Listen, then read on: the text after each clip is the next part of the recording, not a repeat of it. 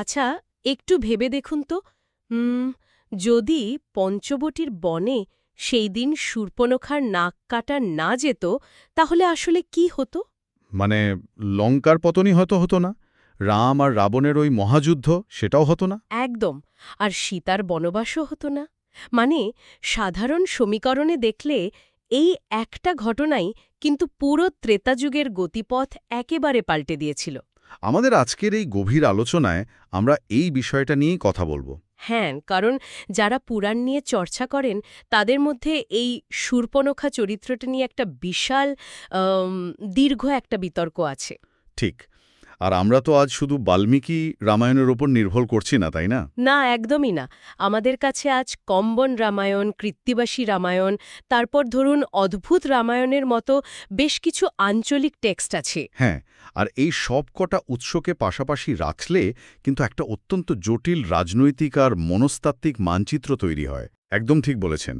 মানে যাকে আমরা যুগ যুগ ধরে কেবল একজন কি বলে কামুক বা খলনায়িকা হিসেবে চিনি, এই টেক্সটগুলো তাকে পুরো মহাযুদ্ধের নেপথ্যে থাকা এক সুচতুর কৌশলবিদ হিসেবে তুলে ধরে। এই কৌশলবিদের তকমাটা বেশ চমকপ্রদ, কারণ ইতিহাস বা পুরাণের মূলধারার গল্পগুলো সবসময় একটা ওই সাদা কালো ছবি তৈরি করে। কিন্তু এই চরিত্রটির বর্তমান রূপ বা তার মানসিকতা বোঝার জন্য তার রাজনৈতিক আর পারিবারিক শিকড়টা জানা অত্যন্ত জরুরি। হ্যাঁ, শিকড়টা জানা খুব দরকার, কারণ তার জন্মগত নাম তো শূর্পণখা ছিল না। তাই তো, নাম ছিল মীনাক্ষী, অর্থাৎ যার চোখ মাছের মতো সুন্দর। এই মীনাক্ষী থেকে শূর্পণখা হয়ে ওঠার গল্পটা তো কেবল নামের পরিবর্তন নয়। একদমই নয়, এটা একটা সম্পূর্ণ রাজনৈতিক রূপান্তর। আর এই রূপান্তরটা বুঝতে গেলে তার বংশ পরিচয়টা একটু তলিয়ে দেখতে হবে আমাদের। আচ্ছা, বংশ পরিচয়ের দিক থেকে তো একটা বড় কন্ট্রাস্ট ছিল, তাই না? বিশাল কন্ট্রাস্ট। মানে মীনাক্ষীর বাবা ছিলেন ঋষি বিশ্রবা, যিনি মহর্ষি পুলস্থের বংশধর, একজন অত্যন্ত তেজস্বী আর্য ব্রাহ্মণ। হুম। অন্যদিকে তার মা ছিলেন কৈকসী, যিনি দৈত্যরাজ সুমালির কন্যা। তার মানে এই আর্যমুনিদের জ্ঞান এবং অনার্য রাক্ষসদের অদম্য শক্তির একটা অদ্ভুত মিশ্রণ ছিল মীনাক্ষীর ধমনীতে। হ্যাঁ, সে রাবণ, কুম্ভকর্ণ এবং বিভীষণের একমাত্র বোন। কিন্তু ছোটবেলা থেকেই সে তৎকালীন রাক্ষস সমাজের পিতৃতান্ত্রিক কাঠামোর বাইরে গিয়ে একজন স্বাধীনচেতা, শক্তিশালী আর যুদ্ধবিদ্যায় পারদর্শী নারী হয়ে উঠছিল। বিষয়টা অনেকটা এমন যে সমাজ যখন কোনো নারীর এই মাত্রার স্বাধীনতা বা শক্তিকে নিজের আয়ত্তে রাখতে পারে না, তখন সে তার কোনো শারীরিক বৈশিষ্ট্য বা ত্রুটিকে অস্ত্র হিসেবে ব্যবহার করে। ঠিক, ঠিক এই জায়গাটাতেই সমাজের ওই জাজমেন্টটা আসে। মানে তার এত সুন্দর চোখ থাকা সত্ত্বেও সমাজ নজর দিল তার তীক্ষ্ণ এবং কুলো বা সুপের মতো বড় নখগুলোর দিকে। আর সেখান থেকেই নাম হয়ে গেল শূর্পণখা। হ্যাঁ, সমাজ যেন তার স্বাধীন সত্তাটাকে মুছে দিয়ে তাকে একটা দানবীয় মোড়কে বন্দী করে ফেলল। হুম। সমাজবিদ্যার মনস্তত্ত্বের দিক থেকে এই বিশ্লেষণটা কিন্তু খুবই প্রাসঙ্গিক। একদমই। কারণ যখন কাউকে তার পারিপার্শ্বিক সমাজ ক্রমাগত নেতিবাচক দৃষ্টিভঙ্গি থেকে বা ধরুন একটা দানবীয় তকমা দিয়ে সংজ্ঞায়িত করতে থাকে, তখন তার ভেতরের বিদ্রোহী সত্তাটা আরও প্রবল হয়ে ওঠে। আচ্ছা। শূর্পণখা লঙ্কার রাজকুমারী হয়েও প্রাসাদের চার দেওয়ালে বন্দী থাকেনি। সে দণ্ডকারণ্যের বনে একেবারে স্বাধীনভাবে ঘুরে বেড়াত। এই যে নিজস্বতার জেদ আর তৎকালীন ক্ষমতার কেন্দ্র লঙ্কা থেকে তার এই মানসিক দূরত্ব, এটাই কি পরবর্তীতে তার জীবনের সবচেয়ে বড় ট্র্যাজেডিগুলোর বীজ বপন করেছিল? হ্যাঁ, ট্র্যাজেডির শুরুটা আসলে সেখান থেকেই। কারণ একজন স্বাধীন রাজকুমারী কিভাবে এতটা নিষ্ঠুর আর প্রতিশোধ পরায়ণ হয়ে উঠল, সেটা বুঝতে হলে তার জীবনের ওই বড় মানসিক ক্ষতগুলোকে বিশ্লেষণ করতেই হবে। আচ্ছা, আমরা জানি যে শূর্পণখা কালকেয় বংশের এক অত্যন্ত পরাক্রমশালী যোদ্ধা বিদ্যুৎ জিহবকে ভালোবেসে বিয়ে করেছিল, গান্ধর্ব মতে। হ্যাঁ, কিন্তু এই বিয়েটা রাবণের সাম্রাজ্যবাদী নীতির সঙ্গে সরাসরি সাংঘর্ষিক ছিল। মানে রাবণ এই বিয়েটা মেনে নেয়নি? একেবারেই না। কালকেও বংশের সঙ্গে রাবণের একটা পুরনো রাজনৈতিক শত্রুতা ছিল। রাবণ যখন নিজের সাম্রাজ্য বিস্তারের নেশায় দিগ্বিজয়ে বেরোয়, তখন সে সোজা কালকেয়দের আক্রমণ করে। ও বাবা! তারপর? সেই যুদ্ধে ক্ষমতার মধ্যে অন্ধ রাবণ নিজের ভগ্নিপতি মানে শূর্পণখার স্বামী বিদ্যুৎজিভকে হত্যা করে। কি সাংঘাতিক! এটা কি ভুল করে হয়েছিল যুদ্ধে? না, না, এটা কোনো সাধারণ দুর্ঘটনা ছিল না। এটা ছিল রাবণের একটা অত্যন্ত ঠান্ডা মাথার রাজনৈতিক সিদ্ধান্ত। মানে নিজের বোনের সংসারের চেয়ে তার কাছে নিজের একছত্র আধিপত্য অনেক বেশি গুরুত্বপূর্ণ ছিল।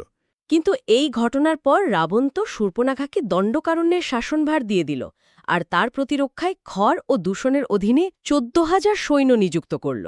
ঠিক। আপাতদৃষ্টিতে এটাকে একটা বড়সড় প্রমোশন বা ক্ষতিপূরণ বলে মনে হলেও লঙ্কার ক্ষমতার বিন্যাস অনুযায়ী এটা তো আক্ষরিক অর্থেই একটা রাজনৈতিক নির্বাসন, তাই না? একদম তাই। বোন চোখের সামনে থাকলে রোজ নিজের অপরাধবোধটা মাথাচাড়া দিয়ে উঠবে, বা ধরুন বোন যদি লঙ্কার ভেতরে থেকে কোনো রাজনৈতিক বিদ্রোহ তৈরি করে, সেই ভয় থেকেই তাকে জঙ্গলের রাজা বানিয়ে দূরে পাঠিয়ে দেওয়া হলো। মানে এটা অত্যন্ত সুচতুর একটা রাজনৈতিক চাল ছিল রাবণের। হ্যাঁ, দণ্ডকারণ্য তখন আর্য ঋষি আর রাক্ষসদের মধ্যে একটা বাফার জোন, বা বলতে পারেন সংঘর্ষের মূল কেন্দ্র। সেখানে ওই 14,000 সৈন্য রাখাটা রাবণের নিজের সাম্রাজ্যের সুরক্ষার জন্যই দরকার ছিল। আর শূর্পণখাকে সেখানে বসিয়ে সে এক ঢিলে দুই পাখি মারল। একদম। কিন্তু দণ্ডকারণ্যে থাকাকালীন শূর্পণখার জীবনে আরও একটা মর্মান্তিক ঘটনা ঘটে। আরও একটা, স্বামী হারানোর পর। হ্যাঁ, তার এবং বিদ্যুৎজীবের এক পুত্র ছিল, যার নাম শম্ভু। আচ্ছা। বিভিন্ন লোককথা এবং অদ্ভুত রামায়ণের ভাষ্য অনুযায়ী শম্ভু যখন স্বর্গীয় শক্তিলাভের আশায় গভীর তপস্যা করছিল, তখন রামের হাতেই তার মৃত্যু হয়। মানে রাম তাকে বধ করেন? হ্যাঁ, মুনি ঋষিদের রক্ষার তাগিদে হোক বা ভুলবশত রামের হাতেই সে মারা যায়। তাহলে সমীকরণটা একেবারে অন্য মাত্রায় চলে যাচ্ছে। মানে নিজের ভাই রাবণের হাতে স্বামী খুন হল, আর রামের হাতে নিজের একমাত্র ছেলে খুন হল। ঠিক এই জায়গাটাতেই শূর্পণখার ট্রমাটা বুঝতে হবে। এই বিশাল মানসিক ক্ষত, একাকিত্ব আর বুক ভরা আগুন নিয়ে পঞ্চবটিতে রাম, লক্ষ্মণ আর সীতার সঙ্গে তার দেখা হচ্ছে। এতদিন মূলধারার আলোচনায় কেবল দেখানো হয়েছে যে শূর্পণখা রামকে দেখে কামার্ত হয়ে পড়েছিল। হ্যাঁ, সাধারণত তো সেটাই বলা হয়। কিন্তু এই পেছনের ট্রমাটা জানার পর পঞ্চবটির ঘটনাটাকে নিছকই কোনো সাময়িক মোহ বলে মেনে নেওয়া বেশ কঠিন। এর কি কোনো টেক্সচুয়াল ভিত্তি আছে যা এই মোহতত্ত্বকে চ্যালেঞ্জ করে? অবশ্যই আছে। তামিল কম্বন রামায়ণ আর সংস্কৃত অদ্ভুত রামায়ণে এই জায়গাটাতেই সবচেয়ে বড় বদলটা চোখে পড়ে। কি রকম? কম্বন রামায়ণে দেখা যায় শূর্পণখা পঞ্চবটিতে এক অপূর্ব সুন্দরীর রূপ ধরে রামের কাছে আসে, যার নাম কাম্বল্লী। সেখানে তার প্রেম নিবেদন আর প্রত্যাখ্যানের মধ্যে একটা গভীর মানসিক টানাপোড়েন আছে। আর অদ্ভুত রামায়ণ? অদ্ভুত রামায়ণের বিশ্লেষণটা সম্পূর্ণ ভিন্ন এবং অনেক বেশি স্ট্র্যাটেজিক। সেখানে বলা হচ্ছে শূর্পণখা যখন রামের কাছে যায়, তখন সে জানত যে রাম কোনো সাধারণ বনবাসী নন। আচ্ছা। সে ইতিমধ্যে নিজের চোখে দেখেছিল যে রাম কিভাবে একা খড় এবং দূষণের ওই 14,000 রাক্ষস সেনাকে নিমেষের মধ্যে ধ্বংস করেছে। মানে যে সৈন্যবাহিনীকে রাবণ দণ্ডকারণ্যের সুরক্ষার জন্য পাঠিয়েছিল, রাম একাই তাদের নিশ্চিহ্ন করে দেয়, আর এটা শূর্পণখা চোখে দেখেছিল। একদম তাই। এখান থেকে একটা বিষয় পরিষ্কার হয়ে যায়, শূর্পণখা রামের আসল সামরিক এবং ঐশ্বরিক শক্তি সম্পর্কে সম্পূর্ণ ওয়াকিবহাল ছিল। হ্যাঁ, সে বুঝতে পেরেছিল যে রাম সাধারণ মানুষ নন, তিনি স্বয়ং বিষ্ণুর অবতার। আর এটাও বুঝতে পেরেছিল যে রাবণ যতই শক্তিশালী হোক না কেন, রাবণকে যদি কেউ ধ্বংস করতে পারে, তবে সে হলো এই রাম। মানে স্বামী আর সন্তান হারানোর যে আগুন তার ভেতরে জ্বলছিল, সেটা নেভানোর একটাই উপায় ছিল। কি উপায়? রাম এবং রাবণকে একে অপরের বিরুদ্ধে দাঁড় করানো। তাই রামের কাছে বিয়ের প্রস্তাব নিয়ে যাওয়া এবং প্রত্যাখ্যাত হয়ে হঠাৎ করে সীতাকে আক্রমণ করা, সবটাই ছিল তার একটা নিখুঁত সামরিক চাল। হ্যাঁ, আপনি খুব সুন্দর করে ধরেছেন বিষয়টা। এটা অনেকটা দাবা খেলায় ওই 4D চেস বা 4 ডাইমেনশনাল স্ট্র্যাটেজির মতো, যেখানে নিজের সবচেয়ে গুরুত্বপূর্ণ ঘুঁটি, মানে নিজের সম্মান বা নিজের নাক, সেটা বিসর্জন দিয়ে প্রতিপক্ষকে এমন চালে ফেলা হয় যে রাজা মশাইয়ের পতন নিশ্চিত। একদম। এই 4D চেসের বিষয়টা অদ্ভুত। রামায়ণের বর্ণনার সঙ্গে দারুণভাবে মিলে যায়। কারণ নাক কাটার পর শূর্পণখা কিন্তু সোজা লঙ্কায় রাবণের দরবারে যায়। হ্যাঁ। আর সেখানে গিয়ে সে যা করেছিল সেটা তৎকালীন বা আধুনিক যে কোনো কূটনীতিবিদকে হার মানাবে। সে দরবারে গিয়ে কেবল একজন অসহায় নারীর মতো নিজের অপমানের কথা বলে কান্নাকাটি করেনি। তাহলে সে ঠিক কি করেছিল? সে খুব সুকৌশলে রাবণের মনস্তত্ত্ব নিয়ে খেলেছিল এবং তার সবচেয়ে বড় দুর্বলতাগুলোতে চরম আঘাত করেছিল। এই দরবারের দৃশ্যটা সব রামায়ণে খুব নাটকীয়। সে প্রথমে রাবণের অহংকার বা ইগোতে আঘাত করে, গোটা দরবারের সামনে বলে, ধিক্কার তোমার এই সাম্রাজ্যকে, ধিক্কার তোমার 10 মাথাকে। ঠিক। তুমি লঙ্কায় বসে ভোগবিলাসে মত্ত, আর দণ্ডকারণ্যে মাত্র 2 জন সাধারণ তপস্বী তোমার 14,000 সেনা ধ্বংস করে দিল। এই একটা কথাই তো রাবণের ইগোকে সম্পূর্ণ চূর্ণবিচূর্ণ করে দেওয়ার জন্য যথেষ্ট ছিল।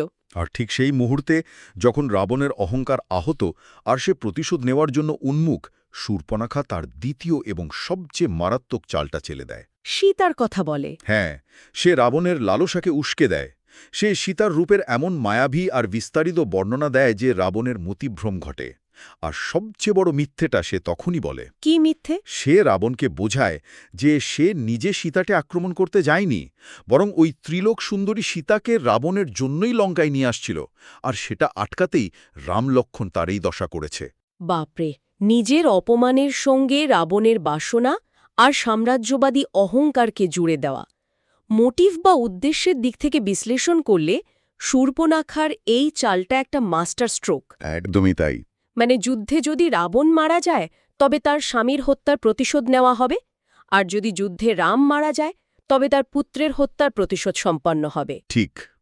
যেই হারুক না কেন, চূড়ান্ত জয় কেবল শূর্পণখার। এই জায়গা থেকে তাকে কেবল একজন রাক্ষসী বলাটা ইতিহাসের একটা বড় অন্ধত্ব বলে মনে হয়। হ্যাঁ, রাবণ যখন সীতাকে হরণ করে লঙ্কায় নিয়ে আসে তখন থেকেই লঙ্কার ধ্বংসের কাউন্টডাউন শুরু হয়ে যায়। শূর্পণখা রাবণের দরবারে বসে দিনের পর দিন দেখেছে কিভাবে লঙ্কার একজন মহারথী, কুম্ভকর্ণ, ইন্দ্রজিৎ, প্রমত্ত, এরা সবাই রামের হাতে মারা যাচ্ছে।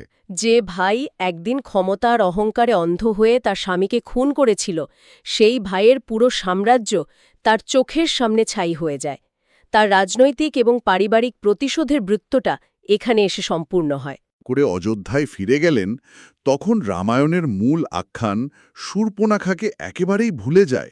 হ্যাঁ, এই বিশালা কাহিনীর পর তার পরিণতি কি হলো তা নিয়ে মূল টেক্সটগুলো তো খুব একটা মাথা ঘামায়নি। কিন্তু তার কাহিনীর শেষ এখানেই নয়।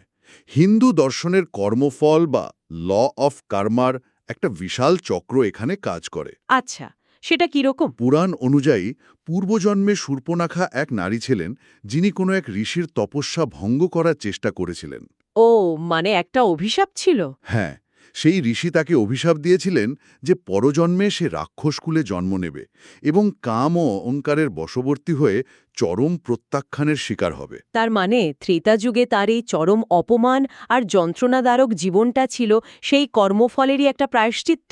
ঠিক তাই। তার মানে পূর্বজন্মের অভিশাপ, স্বামী সন্তান হারানোর ট্রমা আর লঙ্কার পতন, এই সব কিছুর পর তার আত্মিক যাত্রার একটা অন্য অধ্যায় শুরু হয়। হ্যাঁ, লঙ্কা যুদ্ধের পর শূর্পণখা আর লঙ্কায় থাকেনি। তাহলে সে কোথায় গেল? সে বুঝতে পেরেছিল যে প্রতিশোধের আগুন কেবল অন্যকে পোড়ায় না, নিজেকেও ভেতর থেকে শেষ করে দেয়। সে সোজা চলে যায় রাজস্থানের পুষ্করে। পুষ্করে? হ্যাঁ, সেখানে সে তার সমস্ত মায়াবী রূপ এবং রাক্ষসী প্রবৃত্তি ত্যাগ করে জলের মধ্যে দাঁড়িয়ে বছরের পর বছর কঠোর তপস্যা শুরু করে। মানে এক অর্থে সে প্রায়শ্চিত্ত শুরু করে। একদম। এই তপস্যার মাধ্যমে সে শিবের আশীর্বাদ লাভ করে এবং নিজের ভেতরের সব গ্লানি আর প্রতিশোধ স্পৃহা থেকে মুক্ত হওয়ার পথ খোঁজে। কিন্তু তার আত্মার সম্পূর্ণ মুক্তি তো এই ত্রেতা যুগে হয়নি। এর জন্য তাকে তো যুগের পর যুগ অপেক্ষা করতে হয়েছিল।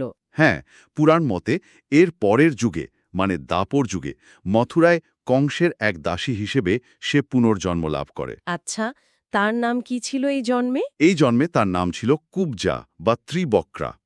এই কুবজার পিঠ 3 জায়গায় বাঁকা ছিল। ও, ত্রেতা যুগে মীনাক্ষীকে সমাজ যেমন তার নখের জন্য শূর্পণখা নাম দিয়ে উপহাস করেছিল, দাপর যুগেও সমাজ কুবজাকে তার এই শারীরিক ত্রুটির জন্য ক্রমাগত উপহাস করত। একদম ঠিক দুয়েছেন। ইতিহাস যেন তার নিজের পুনরাবৃত্তি ঘটাচ্ছিল। মহাবিশ্বের কর্মের চাকা ঘোরার বিষয়টা এখানে খুব স্পষ্ট। তারপর একদিন মথুরার রাস্তায় কুবজার দেখা হয় স্বয়ং কৃষ্ণের সঙ্গে। হ্যাঁ, যিনি কিনা রামেরই অবতার। ত্রেতা যুগের রামের কাছে শূর্পণখা জোর করে প্রেম আদায় করতে চেয়েছিল, কিন্তু পেয়েছিল কেবল প্রত্যাখ্যান আর শারীরিক অঙ্গহানি। আর দাপর যুগে কুব্জা কোনো কিছু পাওয়ার আশা না করেই চরম ভক্তিভরে কৃষ্ণের কপালে সুগন্ধি চন্দন লেপন করে দেয়। এই নিঃস্বার্থ ভক্তিটাই ছিল কর্মফলের চূড়ান্ত উত্তরণ। সেই ভক্তি দেখে কৃষ্ণ কুব্জার চিবুক স্পর্শ করেন। হ্যাঁ, আর সেই পরম স্পর্শে কুব্জার শারীরিক ত্রুটি চিরতরে দূর হয়ে যায়। সে এক অপূর্ব সুন্দরীতে পরিণত হয়।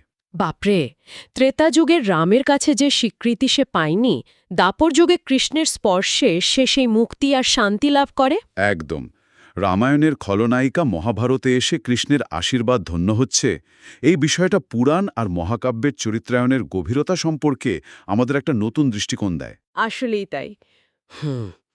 এই পরিক্রমা থেকে একটা বিষয় খুব পরিষ্কার হয়ে যায় যে শূর্পণখার গল্পটি কেবল এক নাককাটা রাক্ষসীর গল্প নয়। না, একেবারেই না। এটি একাকিত্ব, চরম অপমান, হারানো ভালোবাসার ট্রমা আর সেই জায়গা থেকে জন্ম নেওয়া এক সুনিপুণ রাজনৈতিক প্রতিশোধের গল্প। আমরা বাইরে থেকে কেবল কাজটা দেখি, কিন্তু সেই কাজের পেছনের গভীর মানসিক ক্ষত বা রাজনৈতিক সমীকরণগুলো অধিকাংশ সময়ই আমাদের চোখের আড়ালে থেকে যায়। ঠিক।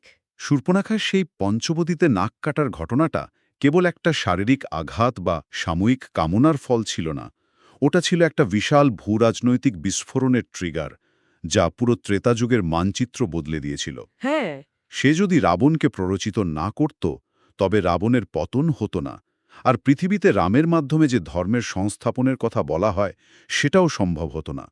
সেই অর্থে সে ছিল নিয়তির এক অত্যন্ত গুরুত্বপূর্ণ হাতিয়ার। ইতিহাস সবসময় বিজয়ীদের দ্বারা লেখা হয়, আর সেখানে নারী চরিত্রগুলোকে, বিশেষ করে যারা নিজস্বতা এবং ক্ষমতা জাহির করে, তাদের খুব সহজেই দানবীয় রূপ দেয়া হয়। একদম। মহাতাব্বিক সাহিত্যে এমন অসংখ্য নারী চরিত্র আছেন যাদের নিজস্ব স্বাধীন সত্তাকে সমাজ ভয় পেয়েছে, আর শাস্তি হিসেবে আক্ষরিক অর্থেই তাদের শারীরিক রূপ বিকৃত করে দানবে পরিণত করেছে, তা সে গ্রিক পুরাণের মেদুসা হোক বা রামায়ণের শূর্পণখা। এটা সত্যি একটা ভাবার মতো বিষয়। এটা বেশ কৌতূহলোদ্দীপক যে প্রাচীন সমাজগুলো নারীর অধিকার বা এজেন্সিকে ভয় পেয়ে কতটা সুকৌশলে তাদের ইতিহাস থেকে মুছে দিয়ে এক একটা মনস্টার তৈরি করেছে। আজীবন আমরা যে দানবদের ঘৃণা করে এসেছি, তাদের ওই দানব হয়ে ওঠার পেছনের গল্পগুলো নিয়ে নতুন করে ভাবার সময় হয়তো এখনই।